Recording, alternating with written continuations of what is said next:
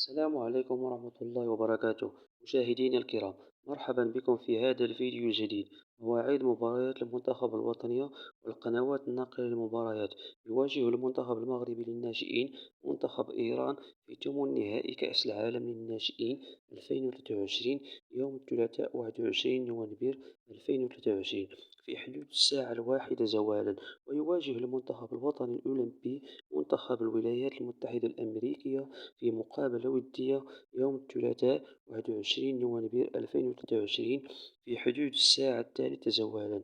ويواجه أيضا المنتخب الوطني للكبار منتخب تنزانيا في تصفيات إفريقيا المؤهلة لكأس العالم 2026 يوم الثلاثاء 21 نوفمبر 2023 في حدود الساعة 8 مساء. وستنقل جميع المباريات على قناة الرياضية المغربية TNT.